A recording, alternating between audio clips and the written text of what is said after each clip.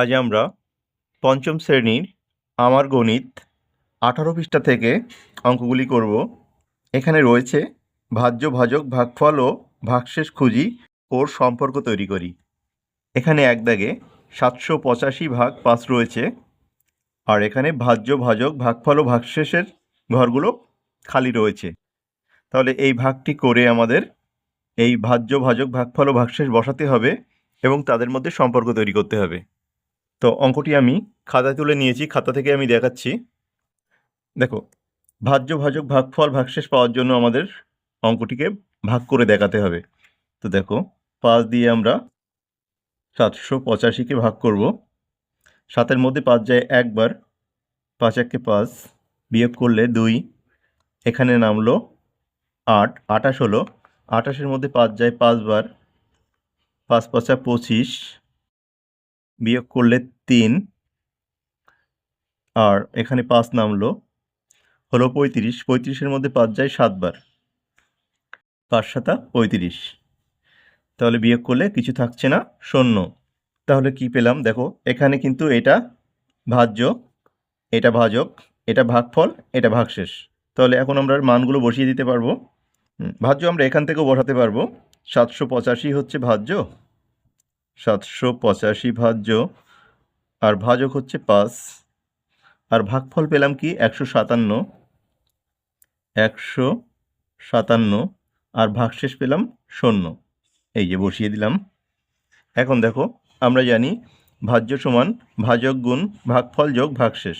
তাহলে এখানে যদি মানগুলো বসিয়ে দিই, ভাজকের মান হচ্ছে 5, আর ভাগফল হচ্ছে 157, 157, আর ভাগশেষ হচ্ছে 0।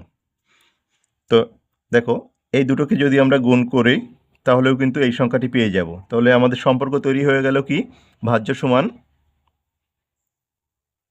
ভাজক গুণ ভাগফল যোগ ভাগশেষ। আরেকটা জিনিস লক্ষ্য করো, ভাগশেষ ভাজকের থেকে ছোট।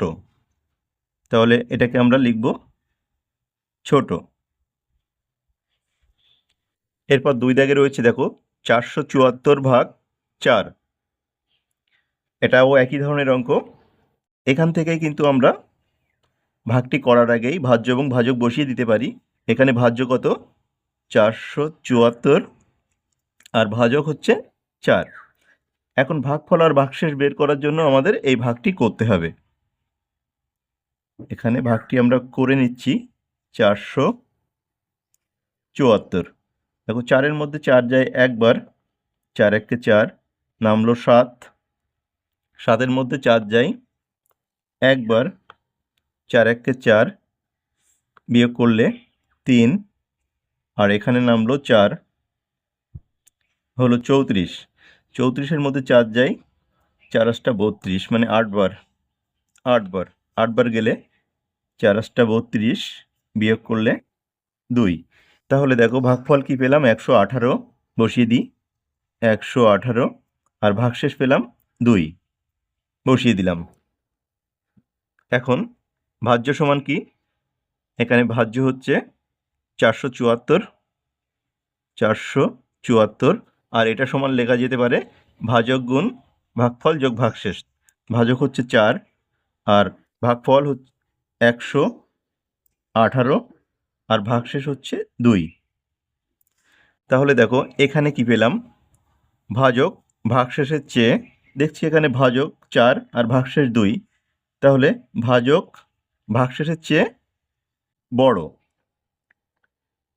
এরপর 3 দাগ দেখো, 321 ভাগ 3, এখানেও সেম অঙ্ক। তো আমি খাতা থেকে দেখিয়ে দিচ্ছি। তাহলে আমরা শুরুতেই এই খালি ঘর দুটো পূরণ করে নিতে পারবো। 321 হচ্ছে ভাজ্য, আর ভাজক হচ্ছে 3। এখন ভাগটি আমরা একটু করে দেখি। এখানে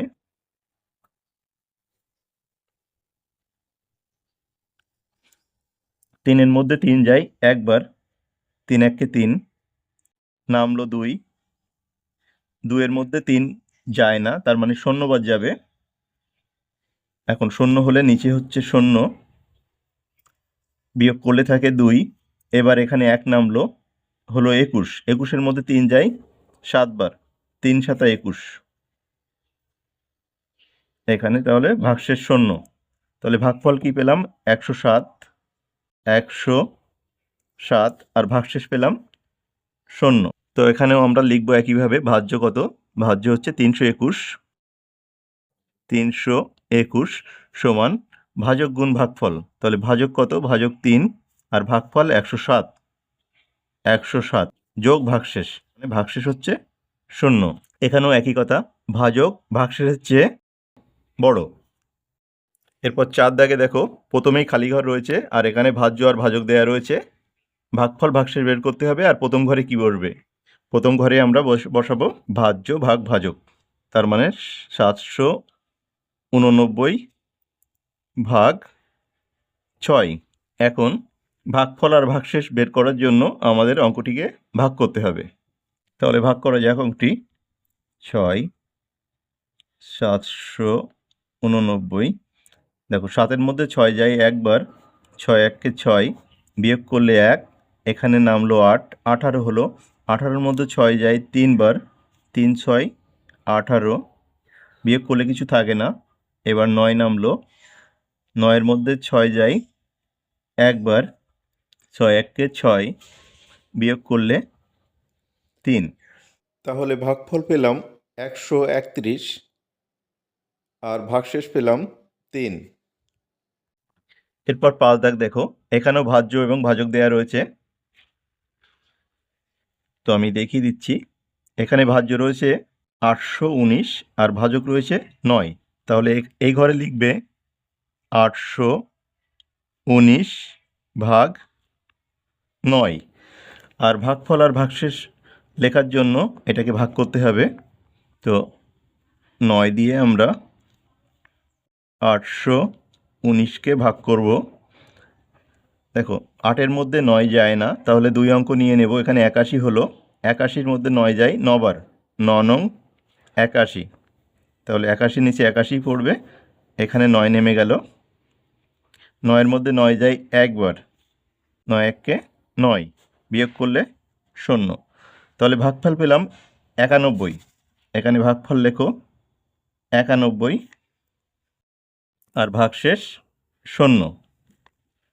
একইভাবে 6 দাগ, 6 দাগে রয়েছে 3003 আর এখানে আছে 3, ভাজ্য 3003 আর ভাজক 3। তাহলে এই ঘরটা কি হবে? 3003 ভাগ 3। এখন ভাগফল আর ভাগশেষ বের করব। 3003-কে 3 দিয়ে ভাগ করলে কি হয় দেখো, 3-এর মধ্যে 3 যায় একবার, 3 1-কে 3, বিয়োগ করলে কিছু থাকে না।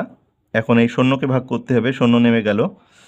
0-র মধ্যে 3 যায় 0 বার, তাহলে 0 নিচে একটা 0 আসলো, 3 0 0। এবার এই শূন্যকে ভাগ করতে হবে। 0-র মধ্যে 3 যায় 0 বার, আর 0 বার গেলে 3 0 0, নিচে 0 আসবে। এবার শেষে একটা 3 পড়ে আছে, 3-কে ভাগ করে দেব। 3-এর মধ্যে 3 যায় একবার, 3 1-কে 3, বিয়োগ করলে 0। তাহলে ভাগফল পেলাম 1001 1001 আর ভাগশেষ 0।